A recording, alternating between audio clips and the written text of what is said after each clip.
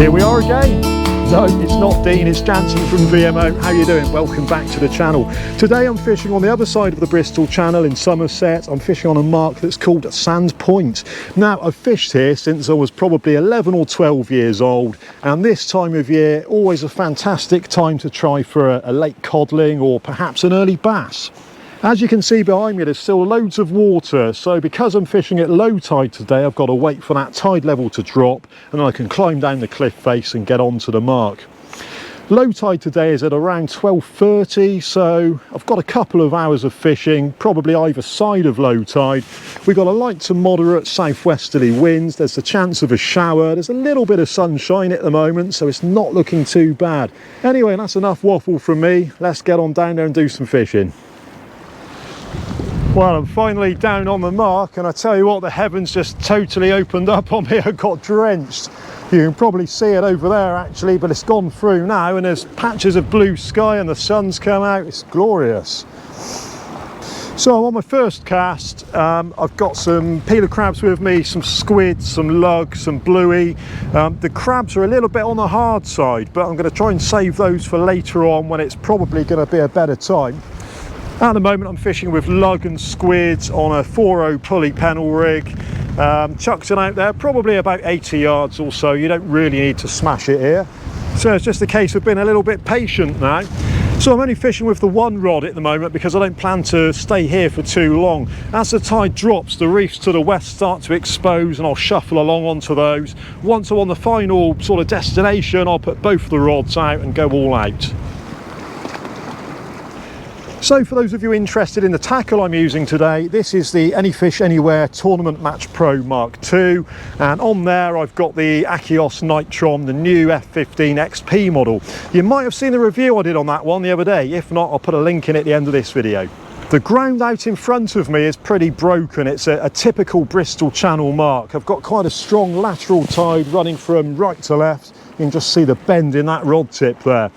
The ground is pretty broken, so I've got a pennel pulley rig with a rotten bottom on there, a pair of 4.0 standard big mouth hooks, and as I've said before, a lugworm and squid bait.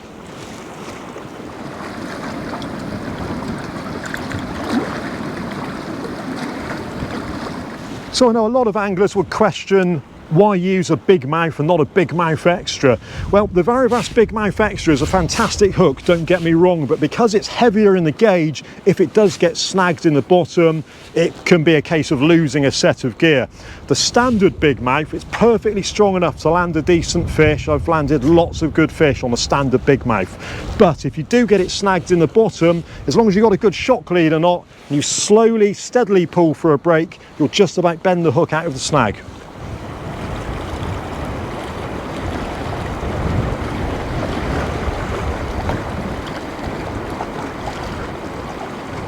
Okay, so the first bait's been out there for about 20 minutes, probably time to wind it in and see what's left in the way of bait.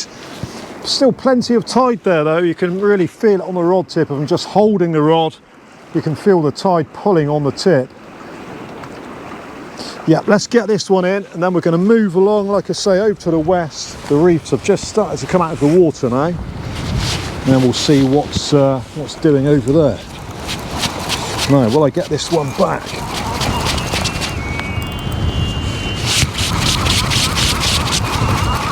So far so good, keep it moving.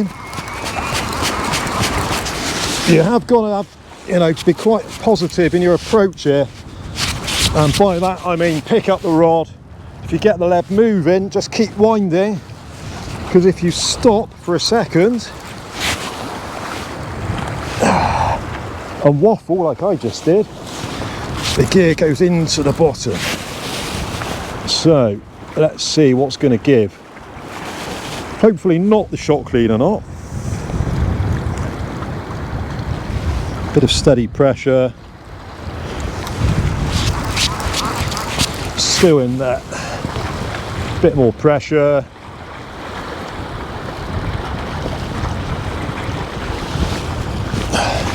And that is pretty wedged. So what we do is wind down to the snag, point the rod tip at it, grip hold of the spool and just ease back. Don't make any sudden movements, because that's generally what will snap a shock leader knot. There we go, it's come out now. So like I say, keep it moving nice and fast, and we should in theory get this one back. Now it'll be interesting to see what the state of the hooks is like, because if it was the hooks that were snagged, chances are they're looking a little bit worse for wear now. Now you'll see there's a load of grass coming up the line. Probably going to be a lot of grass and weed about today. You get it on these bigger tides, and it is a very big tide today. It's a spring equinox tide. So that's the shock leader knot jammed in.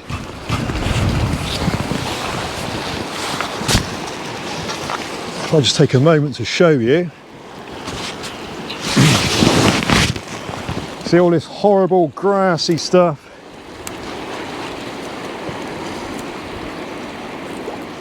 Yeah, it's always worth taking a few moments just to unpick anything from the leader knot that's stuck on there, bits of weed and grass and God knows what else. But if you keep it on there, it could potentially foul the guides on the cast, which will result in a lovely big bird's nest.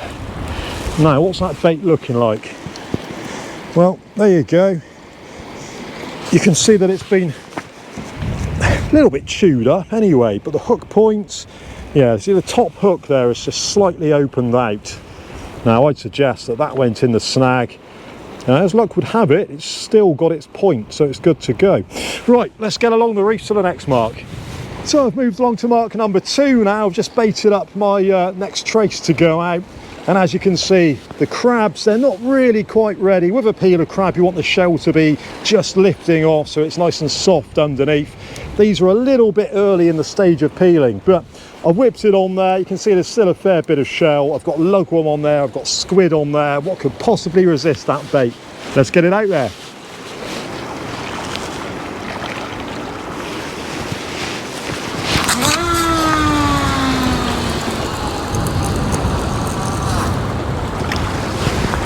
That'll do. Still loads of tide running out there today. It is a really big tide, spring equinox tide, which means that a lot of this ground is going to uncover that you wouldn't see all that often. Got to be a little bit careful. I've got a couple of pieces of reef in front of me, so bringing in fish over the top, just need to be a little bit wary of what's going on there. But as the tide drops, I'll be able to get down onto those anyway. Great stuff, that'll do. Let's set that other rod up. So the plan with this second rod is just to dapper bait in close, 20, 30, 40 yards, something like that. Because if you get a bass here, it does tend to come at that sort of range. And it's always nice to spread the baits out a bit anyway.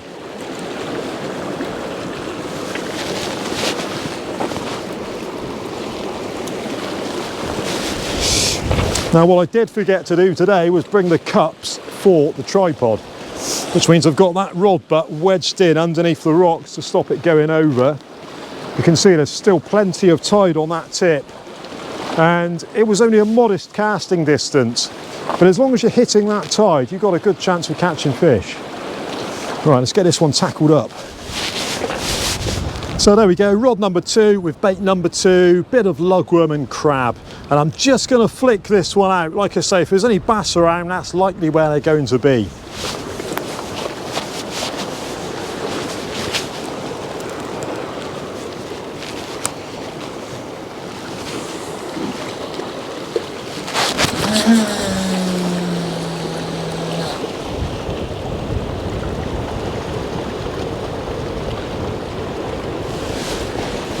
There we go, pretty much perfect.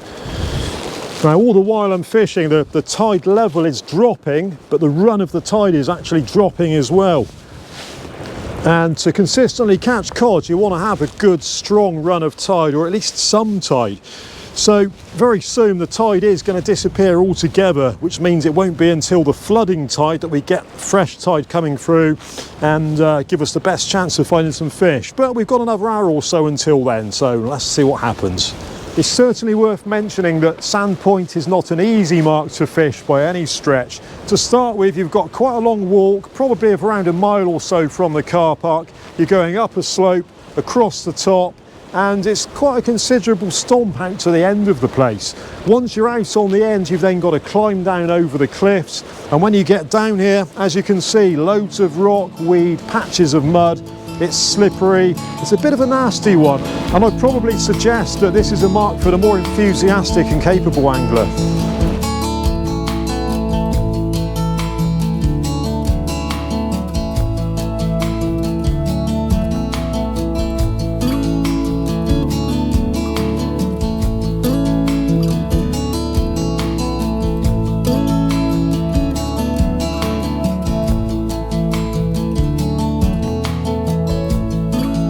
That's possibly not the prettiest arrangement of rod tips I've ever seen. Like I say, I left the cups at home and the rods are just propped up on the tripod, but the butts are wedged in underneath the rock. Certainly the rod on the left has got plenty of tide on it, whereas out that little bit further.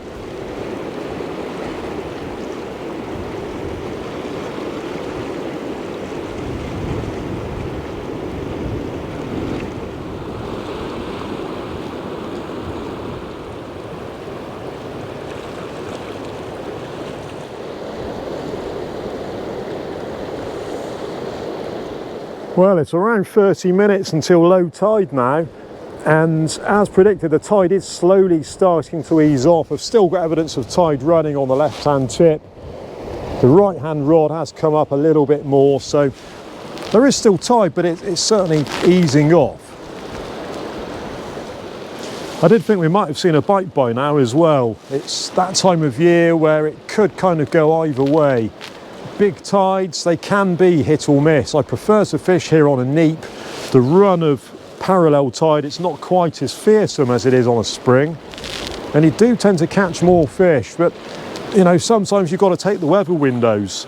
I'll certainly give it a couple of hours of the flood today though. On the bigger tides, that does seem to be the preferred stage of the tide for fish to come through, so who knows. At the end of the day, it's fishing. So it's now low water, which means that the tide has dropped down to the lowest level it's going to reach today, and pretty soon it's going to turn and start making its way back in. Now, something I love to do, and I've done this since day dot at low tide, is go and have a scavenge around for leads. And look what I just found. It's, yeah, a bit of an interesting rig this. I mean, it's a pulley rig, but for whatever reason, whoever made it up thought they put two great big beads there next to the trace swivel. Now, can't see any reason for doing that. They're huge swivels as well, and the trace line is probably only about £40, which is too light. Fishing somewhere like this, you really need to be using £80 or £100, you know, something really substantial that's going to stand the knocks against the rocks. And there's the lead. As you can see, no weak link on there, and it was the lead that was actually snagged.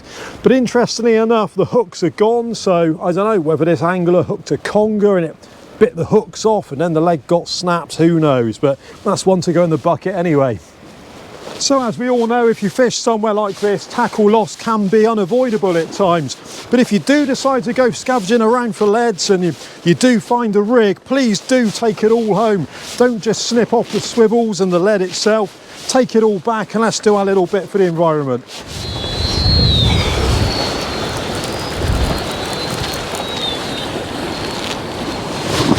God, that one's welded in there as well.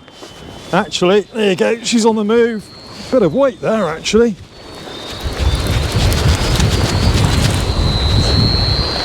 Oh, there is a bit of weight on there. What have we got? Oh, I pulled back then. Thinking it's probably a ray, but I'm really not sure. Well, it's gone a bit quiet now to be a ray. I think we all play this sort of speculation game though, don't we? when we're winding in a fish. You know, is it this, is it that? That's all part of the fun of fishing, I guess. Well, it's not very far out now. Hopefully I'll better drag it up through this gully. It'd be lovely if it was a cod.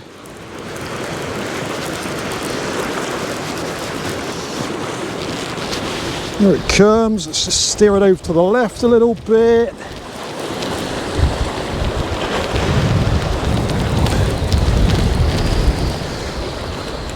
Well, I've got to say the fishing today has been incredibly hard, and this is the only bite I've actually seen. But here she is.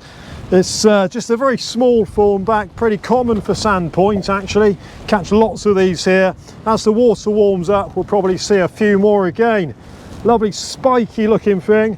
And this one has actually picked up the squid and lugbait, which is a bit of a shame because I would have sooner it was a codling or a bass that had found it. Taken both the hooks as well. Let's get him back in the water anyway. Come on, little lady, let's put you back to go about your business.